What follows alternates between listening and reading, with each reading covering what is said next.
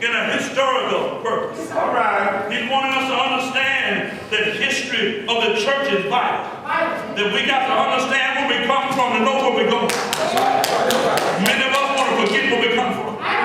But John said you got to remember where you come from. You got to remember how you used to be. You got to remember what you used to do. You got to remember how you used to talk and where you used to go and how you were comfortable in that kind of situation. You got to remember who your associates were before and who they are now. Who you called a friend before and who you befriending right now. You got to know the difference of those things. God is saying once you understand that, you'll understand the historical significance of where He brought the church from. Amen. The church was bought with His own blood. Y'all give it today. I said the church was bought with His own blood. Listen, the church was in a mess. The church was in a terrible mess. 400 years had passed, and the church didn't have no message. Let's close it up right now. No music, not another sound, not another word from heaven. No message. Think about it. Come to the church, sit down, turn on the organ, no spirit. Get in the pulpit, no spirit. Pray, no connection. Go back home, same feeling. Open your Bible, read it, no change. Read your word, pray on the side of the bed like you've been praying. Not heard a word from the Lord. It's a terrible fix to be in. Some of y'all ain't been there because you don't know God like that. But if you get to know Him and you understand how important it is to have a talk with Him. I said how important it is to have a talk with Him. I talk with Him in the shower. I talk with Him in the bedroom with Him. I talk with Him up and down the highway. That's how important I know it is to talk with Him. I have communication with Him all the time because I realize that every moment is vital with the Lord. I realize that if I don't communicate with God, I don't know which way to go. I don't know what to do and how to handle myself. But every time I can talk with Jesus, He settles the situation. No word. 400 years. Quiet. No spirit in the church. All there were preachers who were preaching. But it wasn't no power. There were teachers who were teaching in the classroom. But it wasn't no changing of lives. That's what He's talking about when He said there wasn't no word from the Lord. I mean, you can have church and not change a bit. Come to church over and over and over and over again and it doesn't affect you one bit. That's no word from the Lord. Amen. You can hear people preaching and teaching and you are not moved nowhere. And nothing. That means that there's no word to you.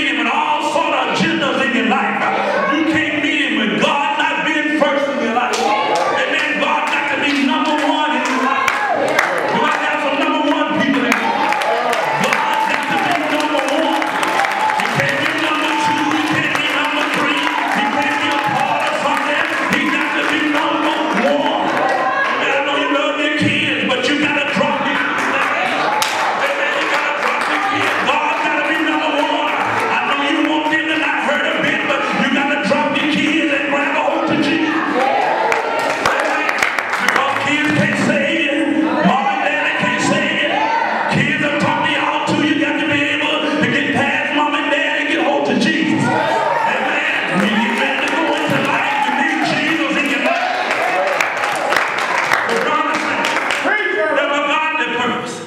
Give the church the revelation of Jesus Christ. That's the godly purpose. Show who Jesus really is. Tell them who Jesus really is.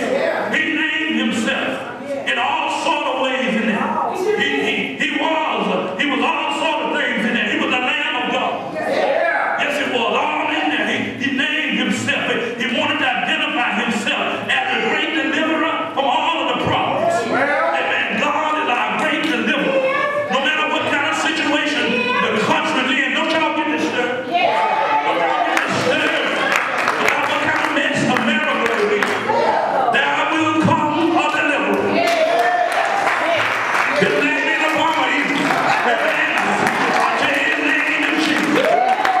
Amen. Y'all believe that? Come on, black people. I said, do you believe that? You got to get a hold of the thing that Jesus said. I am the way, the truth, and the life. No man coming to the Father but by me. There's only one way. You got to end that way. There's one way out of here. Amen. He got the ticket in his hand. If you don't go by him, you can't get out of here. Amen. I don't want to run around in this mess. All of my life, I want to get up out of here. And sooner or later, I'm going to pass. I'll pass you a ticket. Amen. You got to know who your deliverer is. Revelation has some special things. It is an apocalyptic book. And it talks about end events. It is a book of prophecy that talks about future events. It is a revelation of Old Testament interpretations. It talks about how things were interpreted from the old to the new. Revelation is a book of the consummation of final things. It gives a conclusion to everything God has started. Amen. Remember, God started to save us in the book of Genesis. And he ended the salvational process in Revelation. He tells us in the ending of the book that the devil and all of his angels are cast into the lake of fire. No more problem with Satan. I don't even know how to act. I can't hardly wait to get there. Amen. No more problem with the devil. Have you ever had the devil in your business? I say, have you ever had the devil in your business? Well, God said in Revelation, no more problem with the devil. Wiped out clean. You don't have to worry about waking up in the morning with a bad attitude. You don't have to wake up in the morning and thinking about the negative that's going to be approaching you on today. No more death. God said I'm going to wipe away all death.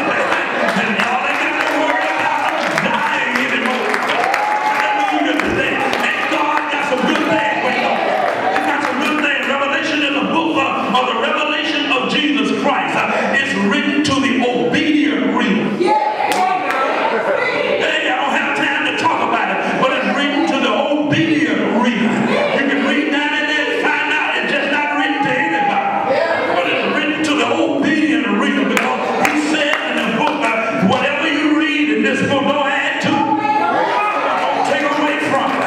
When you add to it, you add the plagues that were written in the book. And when you take away from it, you take away your part from the tree of life. You take away your part from the book of life. Let me tell you something. It's a great book to read, but you got to know that you're going to believe what it says. You got to know that you believe what God said in the book, because it's important for you to understand it. And then Revelation is God's last word to the world that's ending. I don't know about you, but they're probably going to turn it on TV. It'll be on CNN, probably. It'll be flashed across the universe. The ending of every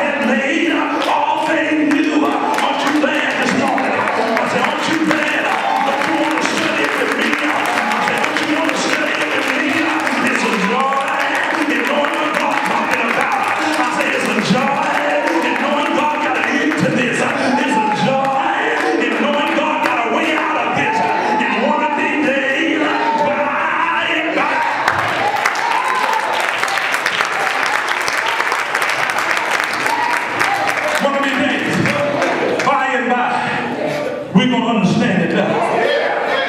We ought to study it for a while, Lord. We ought to look in there. There's something in there. There's something in there that'll brighten up your future. There's something in there that'll enlighten your understanding. It's not something to be scared of, but something to grab a hold of.